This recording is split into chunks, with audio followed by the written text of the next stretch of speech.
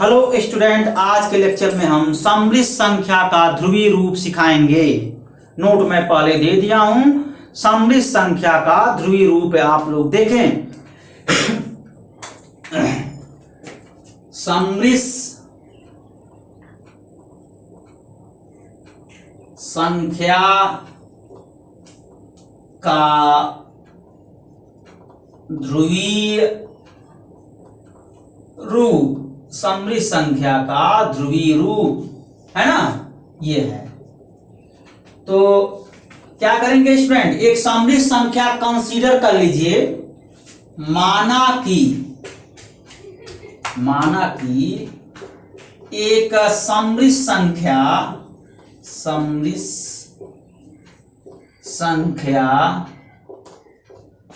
z is equal to x plus i y. समृद्ध संख्या को हम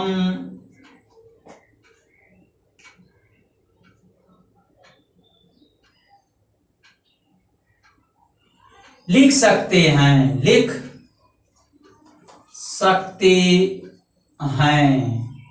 है ना। z is equal to order pair x y, ये भी हम बताए थे, आप लोगों को बताए थे ना। ये कब बताए थे बताइए, जब आई स्क्वायर इज इक्वल टू -1 को सिद्ध करवाए थे, वहां पर समृद्ध संख्या को ऑर्डर पेयर में लिखे थे। ऐसे लिखते हैं, है ना। ये चीज है, ज्ञात करना है। आपका टारगेट क्या है, ज्ञात करना है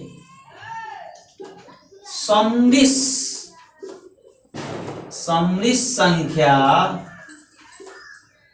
का ध्रुवीय रूप। समृद्ध संख्या का ध्रुवीय रूप ज्ञात करना है स्टूडेंट, ध्रुवीय रूप, है ना। तो अब क्या करेंगे, आप एक कार्तीय तल कंसीडर करेंगे स्टूडेंट। कार्तीय तल पढ़े हैं ना, कार्तीय तल जिसमें दो परपेंडिकुलर लाइन होता है स्टूडेंट। ओरिजिन पर कट, एक पॉइंट पर कट करता है, उसको ओरिजिन बोलते हैं, उसको मूल बिंदु बोलते हैं। और एक्स एक्सिस, ये वाई एक्सिस है। रेनी डेकार्डे साहब क्या बताए थे, ये कार्तीय तल की खोज किए थे ना। कार्तीय तल की खोज रेनी डेकार्डे साहब खोज किए थे, फॉरेन मैथमेटिशियन हैं। वो यही किए थे,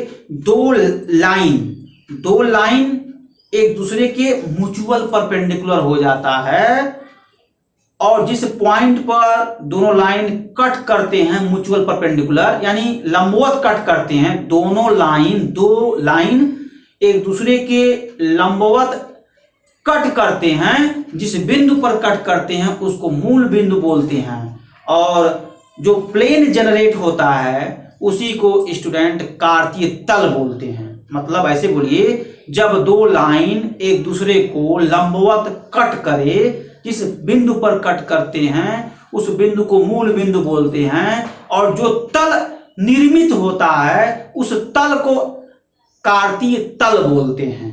और इसकी खोज किस गणितज्ञ ने किया था, इसकी खोज रेनी डेकार्डे साहब किए थे, है ना।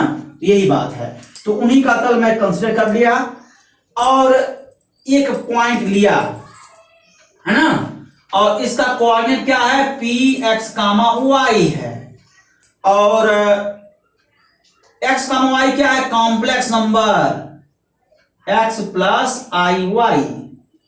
अब इस कोऑर्डिनेट को रीड करिए स्टूडेंट। यहां से लंब ड्रा करेंगे, यहां लंब ड्रा कर दिए यम, और यहां भी लंब ड्रा कर दीजिए यन। तो बोल दीजिए क्या, थोड़ा अच्छे से ड्रा करिए स्टूडेंट।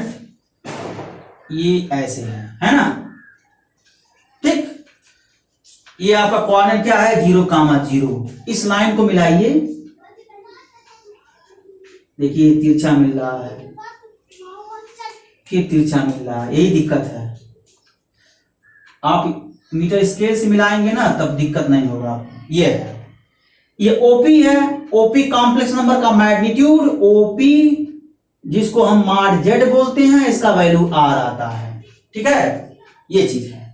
तो कॉम्प्लेक्स नंबर का जो आप मैग्नीट्यूड लेंगे, जो न्यूमेरिकल वैल्यू आएगा वही इस साइड का लेंथ होगा। ये कहने का मतलब है ये।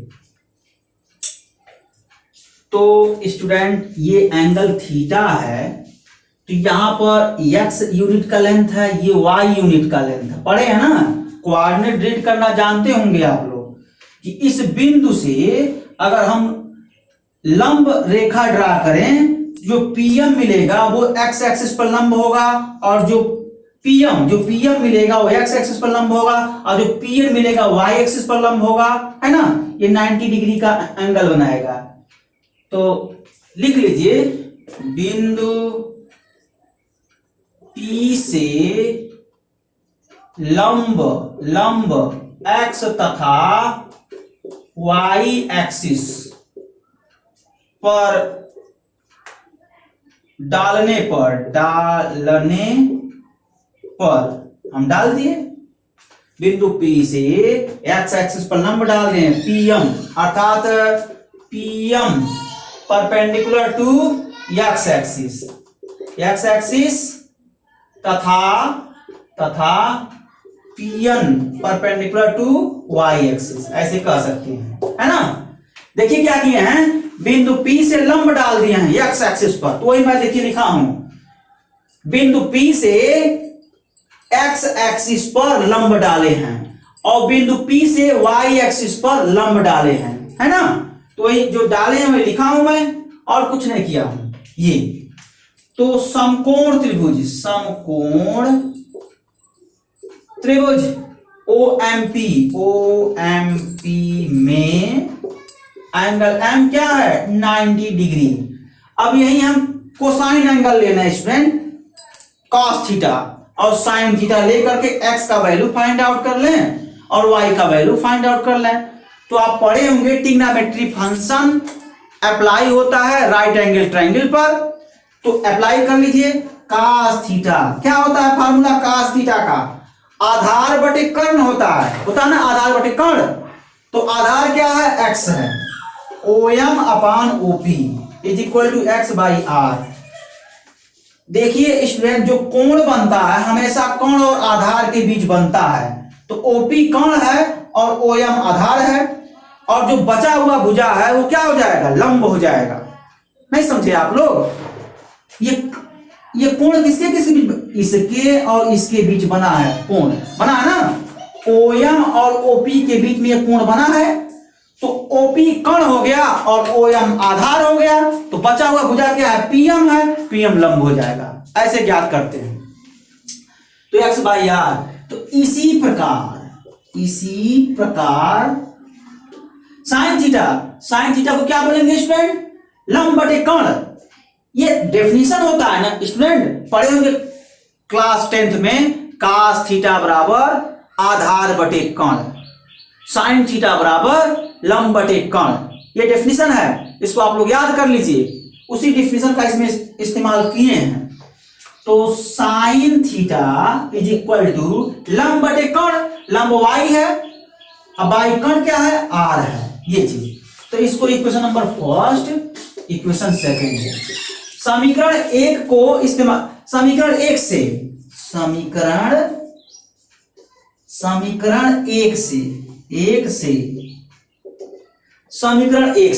तो क्या हो जाएगा, ये आपका x is equal to r cos theta होगा, है ना। और समीकरण 2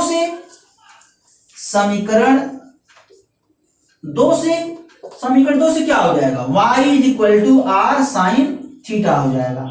ये आपका समीकरण नंबर 3 हो गया, ये आपका समीकरण नंबर 4 हो गया। अब हमको क्या चाहिए स्टूडेंट, हमको x y r में संबंध चाहिए। देखें ध्यान से, x y r इस 3 टर्म में हमको संबंध चाहिए, मतलब रिलेशन चाहिए। तो रिलेशन कब होगा, यहां देखिए x y r है, तो एक्स्ट्रा क्या है, एक्स्ट्रा cos थीटा है, sin थीटा है। इसी cos थीटा sin थीटा को एलिमिनेट कर दीजिए, तो x y आर में संबंध प्राप्त हो जाएगा, मतलब रिलेशन बन जाएगा। अब सोचिए एलिमिनेट कैसे किया जाए, तो कॉमन सेंस यही है कि इक्वेशन समीकरण थर्ड और फोर्थ को स्क्वायर करके ऐड कर दीजिए। जब स्क्वायर करके ऐड कर देंगे तो sine theta cos theta eliminate हो जाएगा। कैसे हम समझ गए, क्योंकि हम त्रिकोणमितीय सर्वसमीका जानते हैं। त्रिकोणमितीय सर्वसमीका हम ये जानते हैं cos square theta plus sine square theta is equal to 1 होता है, तो उसी का इस्तेमाल हम कर लेंगे। जब ऐड करेंगे थर्ड और फोर्थ समीकरण को तो x square plus y square is equal to r square cos square theta plus r square sine square theta. Right hand side को जब सॉल्व करेंगे तो r square in bracket cos square theta plus sine square theta, तो उसी के place पर 1 आ जाएगा, तो आर एक्स वाई में रिलेशन आ जाएगा। ऐसे हम समझे हैं स्टूडेंट, ठीक है। तो स्क्वायर करके ऐड करिए, तो कर लीजिए। समीकरण थर्ड और फोर्थ को वर्ग करके जोड़ने पर, है ना स्टूडेंट, ये इसमें काम करते हैं। समीकरण थर्ड और फोर्थ को, समीकरण थर्ड और फोर्थ को वर्ग करके जोड़ने पर समीकरण थर्ड और फोर्थ को वर्ग करके जोड़ने पर कर दीजिए, तो x square plus y square is equal to r square cos square theta plus r square sine square theta, है ना स्टूडेंट। ये अब क्या करेंगे, r square we take common cos square theta plus sine square theta, ये square है student, है ना, ये x square plus y square. अब ये त्रिकोणमितीय, ये सर्वसमीका है स्टूडेंट, ये त्रिकोणमितीय सर्वसमीका है, और त्रिकोणमितीय सर्वसमीका को याद करना पड़ेगा। cos square theta plus sine square theta is equal to 1। इसको मैं प्रूफ भी करवाया था ना, तो स्टूडेंट यहाँ तो प्रूफ मैं दे नहीं पाऊंगा, लेकिन ये इतना कह सकता हूं कि ये आप याद रखिएगा, cos square theta plus sine square theta is equal to 1, ठीक है। तो student cos x square plus y square is equal to r square into 1, यहां मैं लिख दे रहा हूं त्रिकोणमितीय सर्वसमीका है cos square theta plus sine square theta is equal to 1। ये क्या है, ये है त्रिकोणमितीय सर्वसमीका, है ना। इस वैल्यू को आप याद करें, इसके प्लेस पर 1 इस्तेमाल करके काम किए हैं, ठीक है। ये चीज, ये आपका हो जाएगा x square plus y square is equal to r square, r is equal to plus minus under root x square plus y square. अब क्या होगा, अब यही होगा कि पॉजिटिव वैल्यू ले लीजिए, r is equal to plus under root x square plus y square. ये क्या है स्टूडेंट, यही तो मॉडुलस है कॉम्प्लेक्स नंबर का, कॉम्प्लेक्स नंबर का मॉडुलस है, मतलब समृद्ध संख्या का मापांक है। तो समृद्ध संख्या के मापांक को मॉड जेड से निरूपित करते हैं और मॉड जेड आर के इक्वल हो जाएगा। निकलवाया था ना पिछला, जब वीडियो देखेंगे तो ये समृद्ध संख्या का मॉडुलस होता है स्टूडेंट, इसको आप मॉड जेड से डिनोट करते हैं, और संयोग से ये वैल्यू आर ही आ रहा है ना, तो इसलिए mod z is equal to r लिखा हूं मैं, ठीक है। ओपी क्या है, मैग्नीट्यूड है, किसका, समृद्ध संख्या का, और समृद्ध संख्या के मैग्नीट्यूड को हम मॉड जेड से निरूपित करते हैं। और देखिए आर हम कैलकुलेट किए हैं, इसी के इक्वल आ गया है ना, वही किया गया है। देखिए तो यहां लिख सकते हैं इस प्रकार लिख सकते हैं, कोई दिक्कत नहीं है। अगर नहीं भी लिखेंगे तो फिगर में तो लिखे ही हैं, तो OP is equal to mod z equal to r, ऐसे लिख देंगे, कोई प्रॉब्लम नहीं, ठीक है। ये चीज, अब चलिए स्टूडेंट, अब कुछ और ज्ञात किया जाए, थीटा निकाला जाए। आर निकल गया ना, अब थीटा निकाला जाए। थीटा निकालने के लिए क्या करेंगे, अब y बाई एक्स कैलकुलेट करिए, तो y का वैल्यू क्या है, आर साइन थीटा है, r sine theta upon r cos theta, यहाँ साइड में लिख लीजिए तो बेहतर होगा। y is equal to r sine theta, है ना, y is equal x is equal to r cos theta. तो y के प्लेस पर देखिए स्टूडेंट क्या किए हैं कि हम यही है y बाई एक्स है इज इक्वल टू y के प्लेस पर r साइन थीटा रखे हैं, देखिए अंश में रख दिए हैं, और हर में देखिए x है तो x के प्लेस पर r cos थीटा हम यहाँ रख दिए हैं। ठीक है, इसी को थोड़ा सिंप्लीफाई कर दीजिए, r से r कैंसिल हो जाएगा, है ना। तो यही सब इसमें करते हैं, कुछ और नहीं है स्टूडेंट। तो बारी बारी से कैलकुलेट कर लेते हैं इसी को। देखें student, y by x is equal to sine theta upon cos theta, और y बाई एक्स को हम बोलते हैं tan थीटा, है ना, tan थीटा। और यहां आप कर लीजिए tan theta is equal to sine theta upon cos theta. ये फार्मूला होता है स्टूडेंट, यह जो है फार्मूला होता है ना। यहां से देखिए निकाल लिए ना। इतना बड़ा प्रपंच रचने की क्या जरूरत है कि y बाई एक्स का वैल्यू निकाल करके तब वैल्यू निकाला जाए, यहीं से आप पढ़ सकते हैं। tan थीटा बराबर क्या होता है बताइए, tan थीटा बराबर लंब बटे आधार होता है, लंब y है आधार x है। यहीं से इसी ट्रायंगल में अगर हम tan थीटा यूज कर लें तो एक लाइन में आ जाएगा y बाई एक्स। यहां देखिए दो स्टेप में कैलकुलेट करने में लगा, पहला स्टेप फिर ये दूसरा स्टेप, फिर फार्मूला लगा दिए तब आया, और यहाँ एक के स्टेप में आ गया। तो ऐसे भी समझ सकते हैं, ठीक है। हाँ स्टूडेंट, जब इस स्टेप का पालन करेंगे तो tan थीटा बराबर sign theta upon cos theta, ये फार्मूला होता है त्रिकोणमितीय फलन का, ठीक है। तो त्रिकोणमितीय फलन का जब ये फार्मूला होता है इसको आप लोग याद कर लीजिए, तभी ना इसके प्लेस पर sign theta upon cos theta के प्लेस पर tan थीटा इस्तेमाल करेंगे। तो इसको याद किए रहेंगे तभी इस्तेमाल कर लेंगे, ठीक है, ओके। अब देखें और आगे इसके,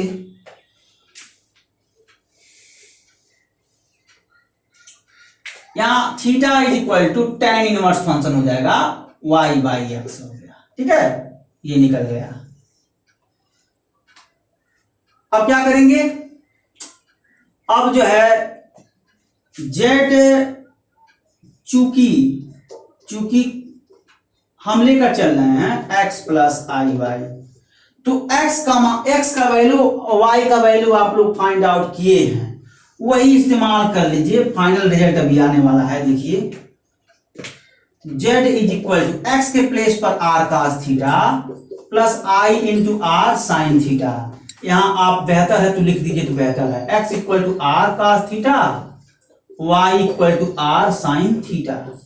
तो x के प्लेस पर r cos थीटा रख दिए हैं और y के प्लेस पर r साइन थीटा मैं यहां रख दिया हूं।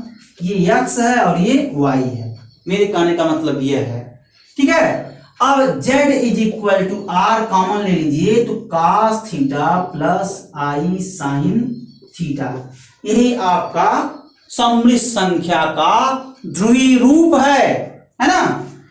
तो अब रिजल्ट लिख लीजिए, रिजल्ट लिख लेते हैं, z is equal to r in bracket cos theta plus i sine theta, ठीक है। जहां पर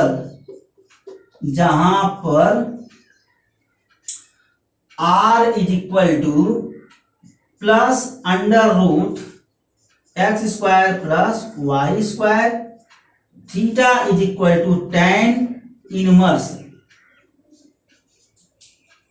y बाई एक्स है ना, ये चीज ये आप लोग याद रखेंगे, यही सममित संख्या का ध्रुवीय रूप है ना, सममित संख्या का ध्रुवीय रूप है। तो कोई पूछे आपसे कि सममित संख्या का ध्रुवीय रूप बताइए, तो आपको एक लाइन में याद करना है कि सममित संख्या का ध्रुवीय रूप z is equal to r into in bracket cos theta plus i sine theta, जहां पर r is equal to under root x square plus y square, ये प्लस वैल्यू देगा यानी plus under root x square plus y square, comma theta is equal to tan inverse y by x, ठीक है। तो इस पर बहुत अच्छे अच्छे प्रॉब्लम आते हैं, आपको सिंपली एक कॉम्प्लेक्स नंबर देगा, मतलब स्टूडेंट आपको एक सम्मिश्र संख्या देगा और बोलेगा कि उस सम्मिश्र संख्या को ध्रुवीय रूप में व्यक्त कर दो। बड़ा इंपॉर्टेंट प्रॉब्लम है, मैं करवाऊंगा स्टूडेंट। आज के लिए बस इतना ही। Okay, thanks.